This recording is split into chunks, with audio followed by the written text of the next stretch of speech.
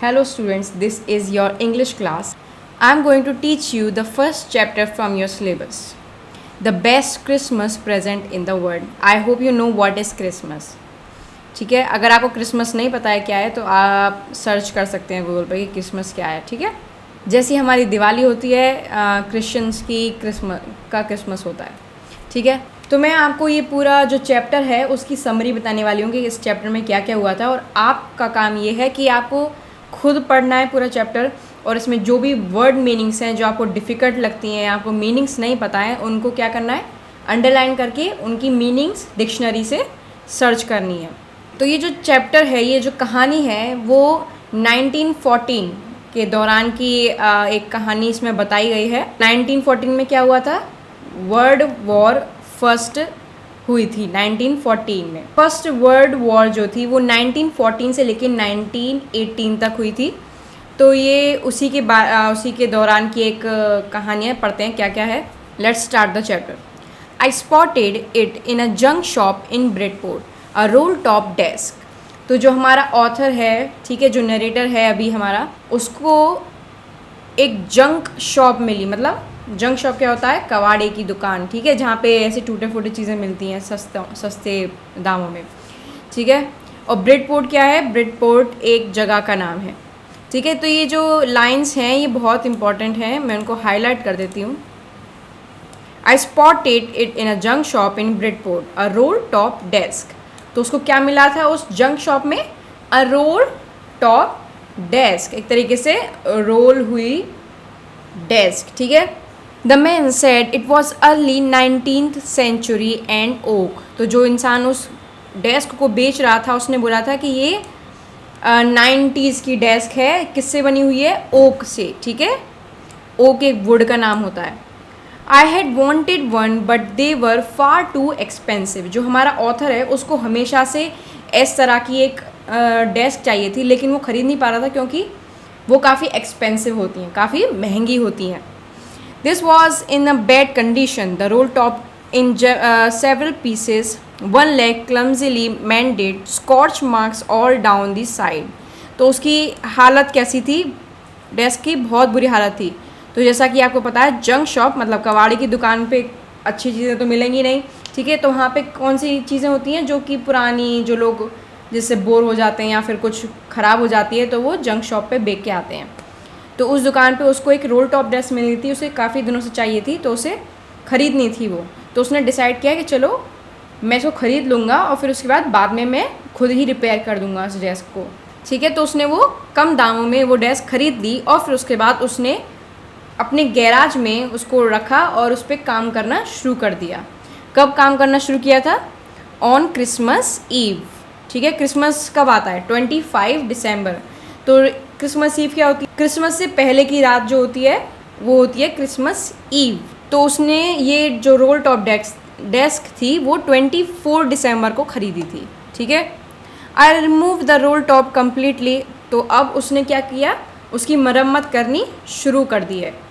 तो जैसी उसकी हालत थी ऐसा लग रहा था कि उस जो डेस्क है वो किससे डैमेज हुई है, मतलब किससे ख़राब हुई थी, वो पानी और फायर. तो हो सकता है जहाँ जिस भी घर में वो डेस्क थी वहाँ पे आग लगी हो. ठीक है, आग के बाद किसी ने बुझाने के लिए पानी फैलाया हो, तो उससे ये पता लगता है कि इस तरीके से वो डैमेज हुई थी जिसकी जैसी हालत थी उस डेस्क की.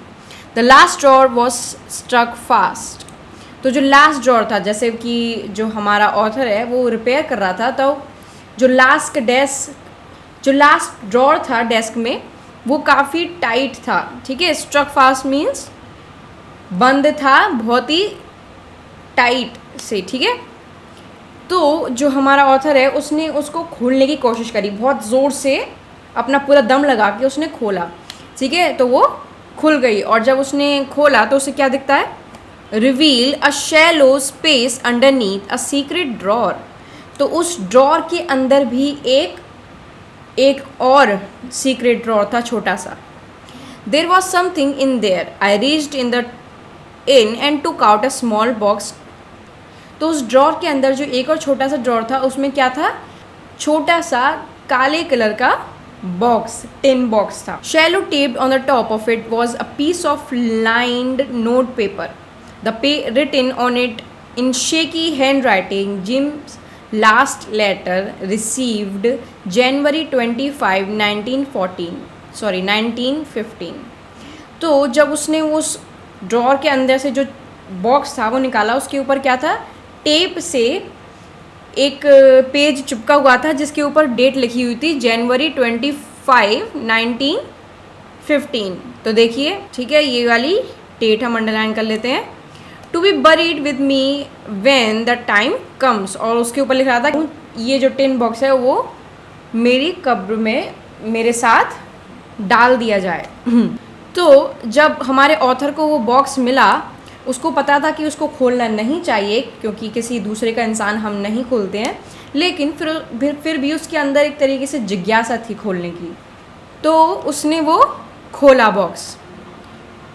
Inside the box there was an envelope. ठीक है, तो बॉक्स के अंदर एक एनवलप था. The address read Mrs Jim McPherson, 12 Copper Beeches, Bridport, Dorset. ठीक है, तो जो उसके अंदर एनवलप जो मिला उसके ऊपर एड्रेस लिखा हुआ था मिसेस जिम मैकपर्सन. तो कोई जिम मैकपर्सन नाम का एक इंसान था, आदमी है, उसकी वाइफ के लिए था वो लेटर. ठीक है, जो रहती थी 12 कॉपर बीच, ब्रिडपोर्ट, डॉर्सेट. ब्रिडपोर्ट ब्रिटेन में एक टाउन का नाम है, Bridport. I took out the letter and unfolded it. It was written in pencil and dated at the top December 26, 1914. तो उसके ऊपर डेट क्या लिखी थी, December 26, 1914. इसका मतलब जो क्रिसमस के अगले दिन का लेटर था वो. ठीक है, अब यहाँ तक हमने फर्स्ट पार्ट रीड कर लिया है. अब उसके क्वेश्चन आंसर्स देख लेते हैं. What did the author find in a junk shop? उसको जंक शॉप में, वो कबाड़े की शॉप जो थी, उसमें क्या मिला था, अ रोल टॉप डेस्क, है ना, ये इसका आंसर है. What did he find in a secret drawer, what do you think had put it in their. ठीक है, तो अब क्वेश्चन है कि जो सीक्रेट ड्रॉर था उसमें उसको क्या मिला था और आपको क्या लगता है कि किसने रखा था. ठीक है, तो उसको क्या मिला था, एक टिन, अ ब्लैक टिन बॉक्स मिला था जिसके अंदर एक एनवलप था.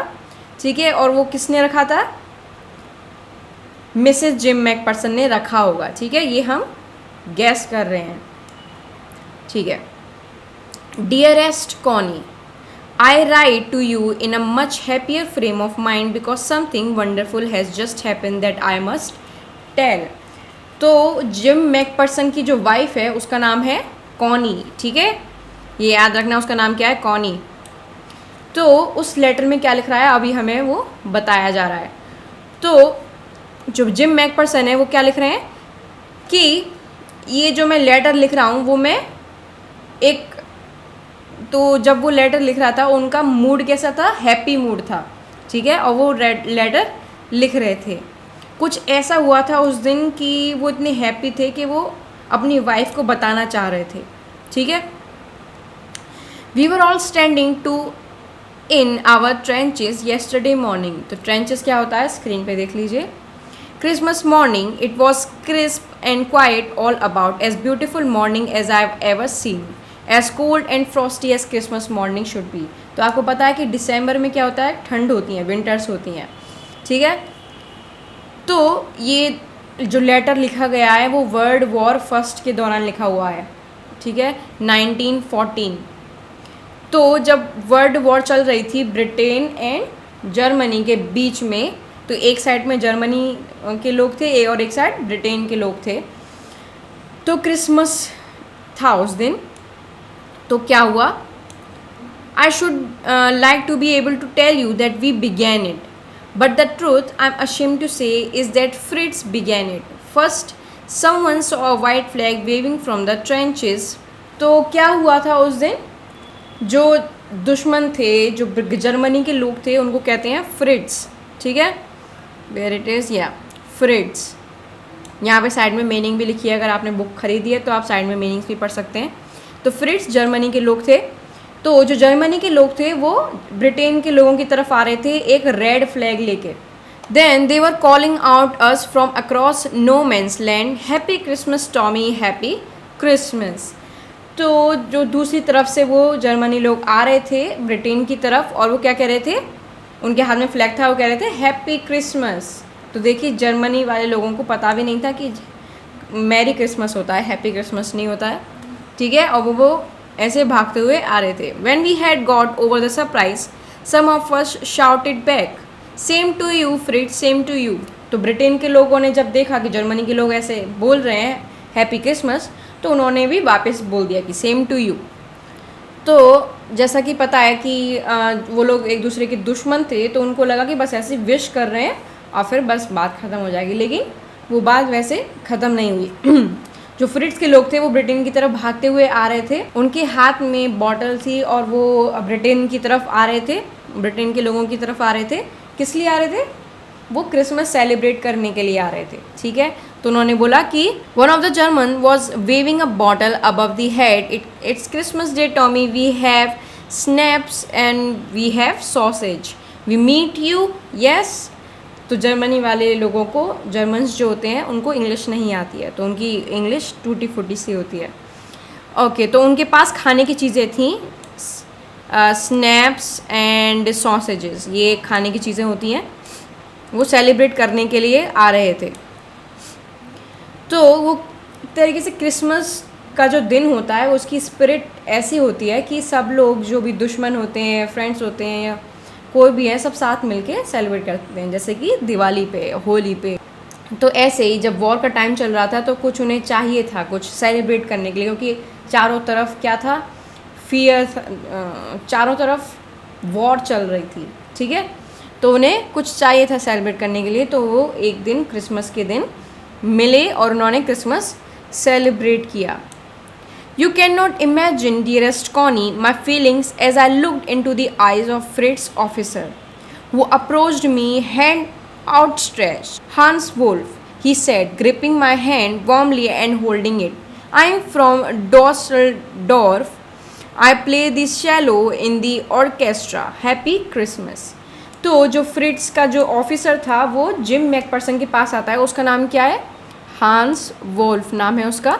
तो वो अपने आप को इंट्रोड्यूस करता है कि मेरा नाम है हांस वोल्फ और मैं चेलो बजाता हूँ, एक इंस्ट्रूमेंट होता है, और वो फिर बोलता है हैप्पी क्रिसमस.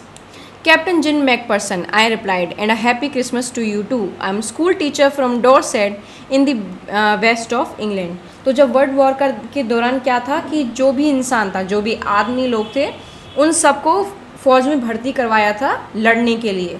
तो हर एक इंसान का अलग अलग प्रोफेशन था. ठीक है, वो सब लोग सोल्जर नहीं थे लेकिन और भी कुछ काम करते थे. तो जिम मैकपर्सन क्या था हमारा, वो टीचर था. Dorset, he smiled, I know this place, I know it very well. We shared my rum ration and this excellent sausage. तो फिर उसके बाद सब लोग जो भी फ़ौज के लोग थे वो एक दूसरे से मिलते हैं, हंसी खुशी बात करते हैं. But it turn out that he had never set foot in Dorset, never ever been in England. तो ऐसी बातें चल रही हैं कि जो हांस वोल्फ था वो बता रहा है कि मैंने डॉर्सेट मैंने देखा है. ठीक है, तो जो हांस वोल्फ था वो कभी डॉर्सेट गया नहीं था, डॉर्सेट एक जगह का नाम है, लेकिन फिर भी उसने उसके बारे में पढ़ा था स्कूल. तो देखिए यहाँ पे सब लोग कन्वर्सेशन कर रहे हैं. His favourite writer was Thomas Hardy, his favourite book far from madding crowd. तो ये सब कन्वर्सेशन चल रहे हैं. So out there is no man like we born just 6 months ago. He had a wife and one son born just 6 months ago.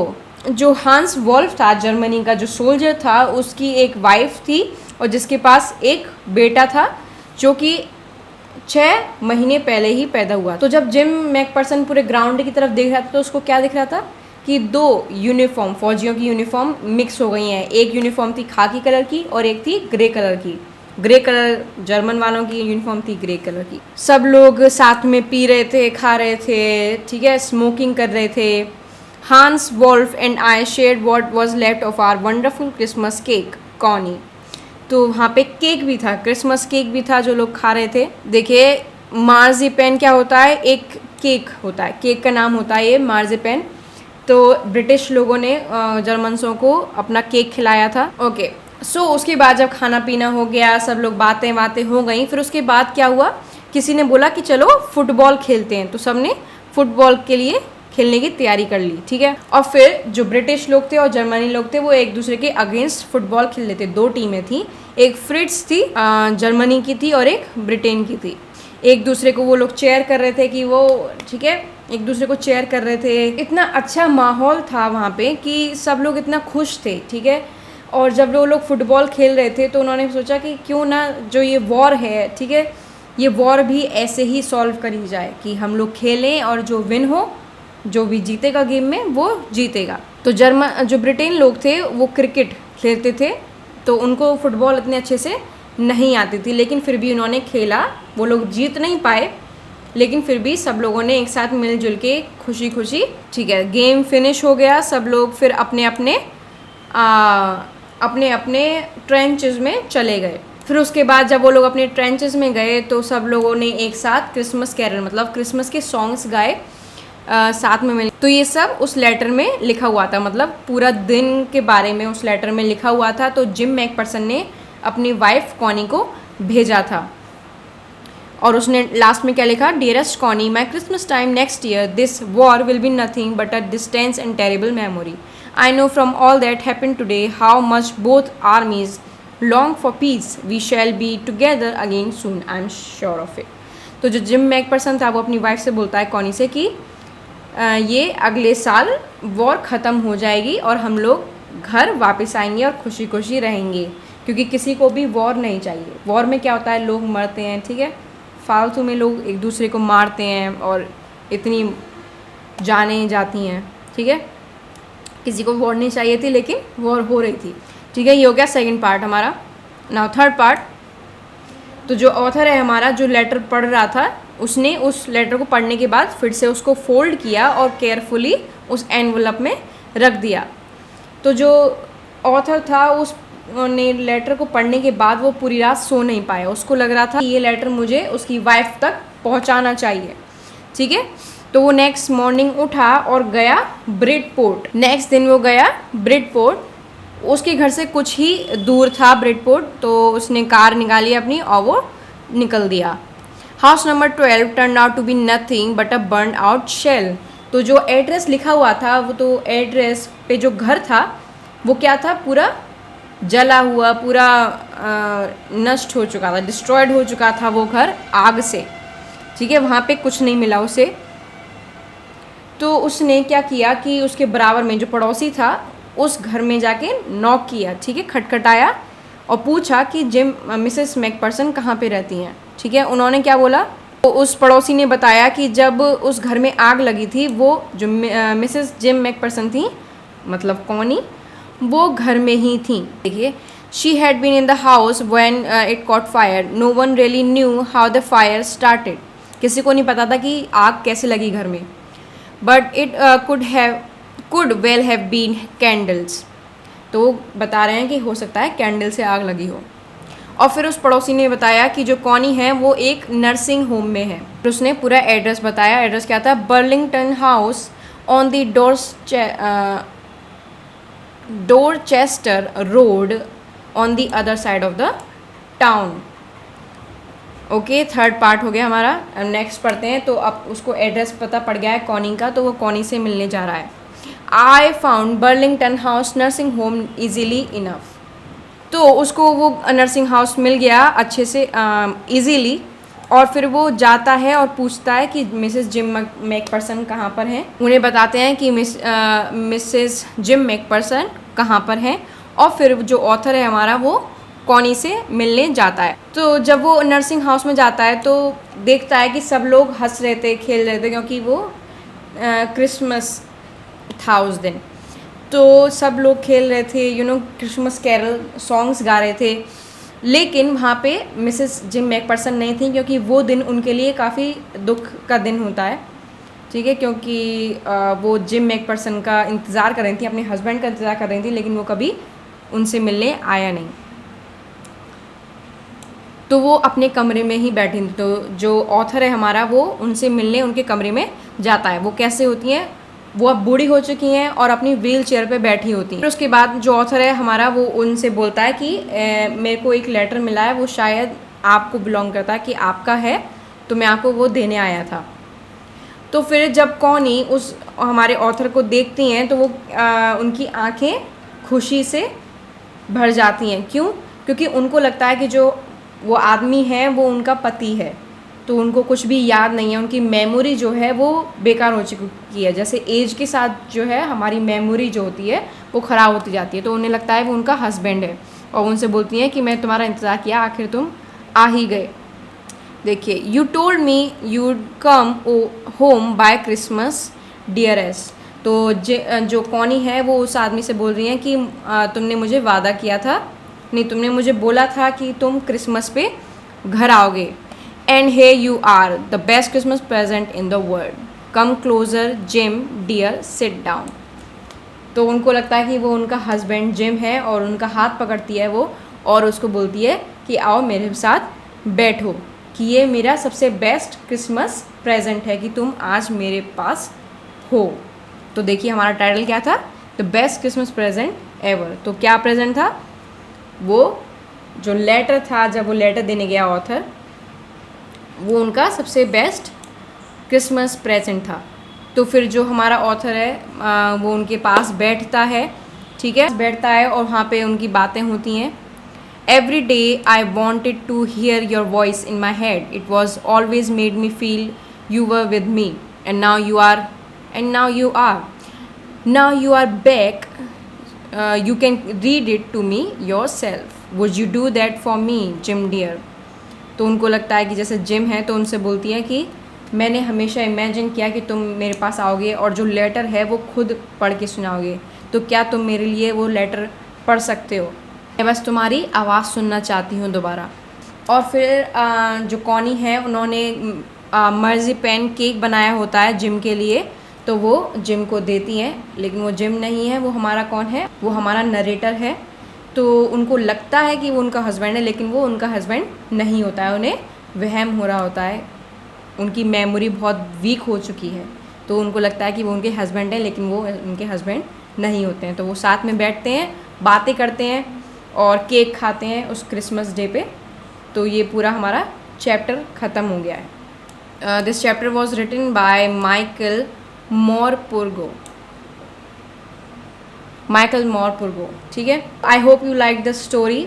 जो इसके question answers हैं उनके मैं आंसर्स आपको व्हाट्सएप पे भेज दूँगी। जब तक आप इस चैप्टर को अच्छे से पढ़िए और उसकी जो वर्ड मीनिंग्स हैं, हार्ड वर्ड्स हैं, उनकी मीनिंग्स आपको ढूंढनी है और किताब पे लिखनी है। You should by the book and read it your self at home. Okay, अगर कोई भी प्रॉब्लम है तो आप व्हाट्सएप ग्रुप पे पूछ सकते हैं। That's it, go and study.